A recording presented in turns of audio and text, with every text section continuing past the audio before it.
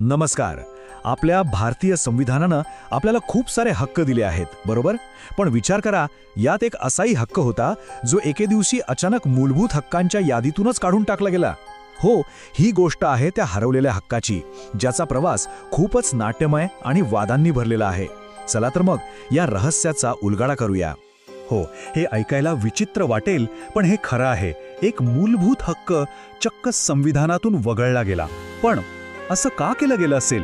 देशाच्या सर्वोच्च कायद्यात म्हणजे आपल्या संविधानात इतका मोठा बदल करण्याची गरज का पडली? हाच तो प्रश्न आहे ज्याचं उत्तर आपण आज शोधणार आहोत. तर मग सुरुवात करूया अगदी सुरुवातीपासून. आधी हे समजून घेऊ की हा जो मालमत्तेचा हक्क होता तो नेमका होता तरी काय, आणि त्याला इतकं महत्त्व का दिलं गेलं होतं. जेव्हा आपलं संविधान लागू झालं म्हणजे 1950 साली, तेव्हा मालमत्ता बाळगण्याचा हक्क हा भाषण स्वातंत्र्या इतकाच महत्त्वाचा मानला गेला होता. हो, हे एक प्रकारचं सुरक्षा कवचच होतं. म्हणजे सरकार कुणाचीही खासगी मालमत्ता अशीच सहजासहजी हिरावून घेऊ शकत नव्हतं. त्याला संविधानाचं संरक्षण होतं. मग असं नेमकं काय घडलं की ज्या हक्काला एवढी हमी दिली होती तोच एका मोठ्या वादाचं कारण बनला? इथूनच खरी गोष्ट सुरू होते. सरकार आणि हा हक्क यांच्यातला संघर्ष. याची सुरुवात झाली तत्कालीन पंतप्रधान इंदिरा गांधींच्या काळात. त्यांनी काही मोठे सामाजिक आर्थिक निर्णय घेतले, जसं की बँकांचं राष्ट्रीयकरण करणं आणि संस्थानिकांना म्हणजे जुन्या राजघराण्यांना जी विशेष पेन्शन मिळायची ते तनखे बंद करणं. आणि या निर्णयांनी मालमत्तेच्या मूलभूत हक्काला थेट आव्हान दिलं. म्हणजे बघा, इथे दोन विचारसरणी समोरासमोर आल्या. एकीकडे होतं सरकारचं समाजवादी धोरण, ज्याचा उद्देश होता मोठ्या सामाजिक सुधारणा घडून आणणं, आणि दुसरीकडे होता एका व्यक्तीचा स्वतःच्या मालमत्तेवरचा मूलभूत हक्क. त्यामुळे हा संघर्ष तर होणारच होता. बरं, मग या वैचारिक आणि कायदेशीर लढाईचा शेवट झाला कसा? इथेच या कहाणीला एक ऐतिहासिक वळण मिळतं, आणि ते म्हणजे एक अतिशय महत्त्वाची घटना दुरुस्ती. हा प्रवास तसा छोटा नव्हता, जवळपास 3 दशक चालला. म्हणजे बघा, 1950 मध्ये या हक्काला मूलभूत हक्काचा दर्जा मिळाला. मग 70च्या दशकात यावरून प्रचंड वाद सुरू झाला, आणि शेवटी 1978 मध्ये एका घटना दुरुस्तीने सगळं चित्रच बदलून टाकलं. आणि ती घटना दुरुस्ती होती 44वी. हो, 44th अमेंडमेंट.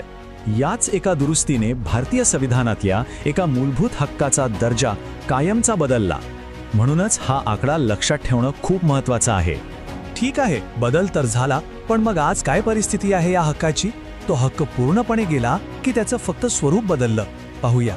तर हा हक्क पूर्णपणे रद्द नाही झाला.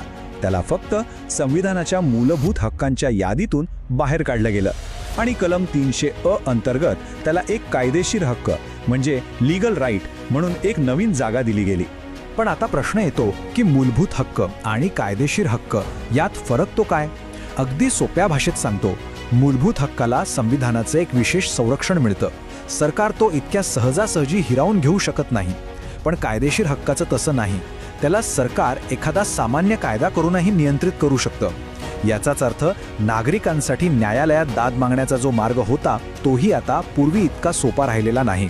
मास सरकारला जमिनीचं अधिग्रहण करायचं असेल तर ते कसं होतं? इथे एक तत्त्व वापरलं जातं, एमिनंट डोमेन. याचा सोपा अर्थ असा की सरकार सार्वजनिक हितासाठी कुणाचीही खासगी मालमत्ता घेऊ शकतं. पण एक अट आहे, त्या बदल्यात त्या मालकाला योग्य तो मोबदला देणं सरकारवर बंधनकारक असतं. तर ह्या सगळ्या प्रवासाचा सार काय? मालमत्तेच्या हक्काचा दर्जा बदलणं ही काही साधीसुधी कायदेशीर प्रक्रिया नव्हती. हा आपल्या घटनात्मक इतिहासातला एक खूप मोठा आणि महत्त्वाचा टप्पा होता. इतका महत्त्वाचा की त्याचे परिणाम दूरगामी झाले आणि ज्यावर आजही चर्चा आणि वादविवाद सुरू आहेत. आणि जाता जाता एक विचार करायला लावणारा प्रश्न, जर एक मूलभूत हक्क अशा प्रकारे बदलता येतो तर मग आपल्या इतर मूलभूत हक्कांचं काय? त्यांच्या भवितव्याबद्दल याचा काय अर्थ काढायचा? यावर नक्कीच विचार व्हायला हवा.